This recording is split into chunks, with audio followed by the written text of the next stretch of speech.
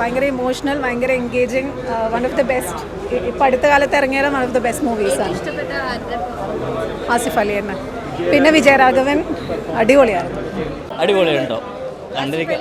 ആസിഫ് അലി പെർഫെക്റ്റാണ്, സൂപ്പറായിട്ടുണ്ട്. വിജയരാഘവൻ ഒന്നും പറയാല്ല, നമിച്ചു പറയാം. പടം സൂപ്പർ പടമാണ്. നമുക്ക് പഴയ ഒരു തന്മാത്ര കാണുന്ന ഒരു ഫീൽ ഇതിനകത്തുണ്ട്.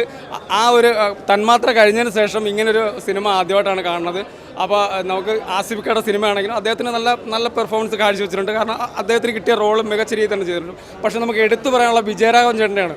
വിജയരാഘവൻ ചേട്ടൻ്റെ പെർഫോമൻസ് പറഞ്ഞാൽ അസാധ്യ പെർഫോമൻസാണ്. നമുക്ക് പ്രെഡിക്റ്റ് ചെയ്യാൻ പറ്റും. ഓരോ പെർഫോമൻസ് നമുക്ക് എടുത്തു പറയേണ്ടി വരും. കാരണം പഴയ നമുക്ക് ആ NN പിള്ള സാറിനെ തിരിച്ചു കിട്ടിയിരിക്കുകയാണ് അദ്ദേഹത്തിൻ്റെ ആ ഒരു കഴിവ്. കാരണം ഈ സിനിമയിലൂടെ അദ്ദേഹം ശ്രദ്ധിക്കപ്പെടും, അദ്ദേഹത്തിന് അവാർഡ് കിട്ടും. വിജയരാഘവൻ ചേട്ടൻ അവാർഡ് ഉറപ്പാണ്. അതുപോലെ തന്നെ ജഗദീഷ് ചേട്ടൻ, അമൃത ബാലമുരളി, ഇവരൊക്കെ നല്ല അസാധ്യ പെർഫോമൻസ്. ഇതൊരു നമുക്ക് ത്രില്ലർ മൂവിയായിട്ട് തോന്നുന്നു. അതുപോലെ തന്നെ ഒരുപാട് സസ്പെൻസുകൾ നിറച്ചിട്ടുണ്ട്. ക്ലൈമാക്സ് ഒക്കെ അടിപൊളിയായിട്ടുണ്ട്. നമുക്ക് ലാഗ് ഫീൽ ചെയ്യില്ല. ഇത് ത്രില്ലർ മൂഡിൽ പോണ ഒരു സിനിമയാണ്. നമുക്കിങ്ങനെ എന്താണെന്നുള്ള ഒരു ആകാംക്ഷ ഉണ്ടാകുന്ന സിനിമയാണ്. ഇത് ഡയറക്റ്റ് ചെയ്ത അദ്ദേഹത്തിന് ഒരു ബിഗ് സല്യൂട്ട് കൊടുക്കുകയാണ്.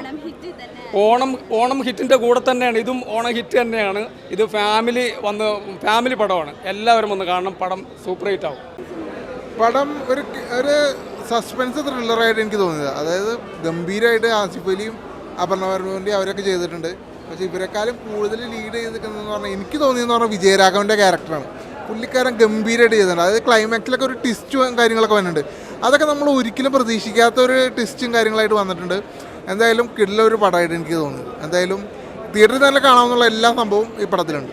പറയാൻ പറ്റില്ല, കാരണം ഞാനിപ്പോൾ ആകെ ഒരു പടം കണ്ടിട്ടുള്ളൂ. ബാക്കി പടങ്ങളും കൂടി കണ്ടിട്ട് പറയാം, കാരണം ഏത് പടം ഉണ്ടായിരുന്നു. പക്ഷേ ഒരു സസ്പെൻസ് ത്രില്ലർ അങ്ങനെ നമുക്ക് കണ്ടിരിക്കാനുള്ള എല്ലാ സംഭവവും വിജയരാഘവൻ്റെ അവരുടെ കോമ്പേനേക്കാളും കൂടുതൽ വിജയരാഘവൻ്റെ പെർഫോമൻസാണ് ഇതിൽ മിന്നിച്ച് നിൽക്കുന്നത്. എന്തായാലും കൊള്ളാം. നല്ല പടം അടിപൊളി പടം.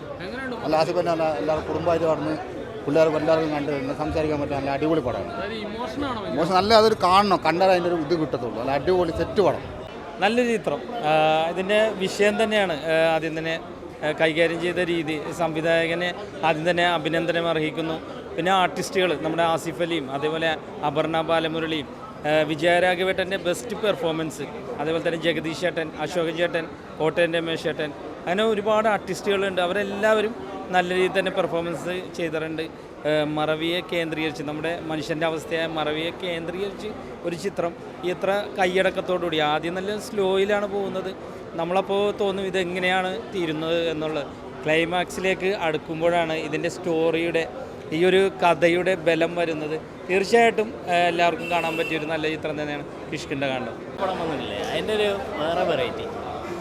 ഒരുപാട് ഫീൽ ഗുഡോ പടം എന്തായാലും തിയേറ്ററിൽ തന്നെ പോയി കാണണം. മസ്റ്റ് വാച്ചാണ്. വിജയരാഘവേട്ടൻ്റെ പൊന്നോ ഒരു രക്ഷയില്ല. പഴയ 500-ൻ്റെ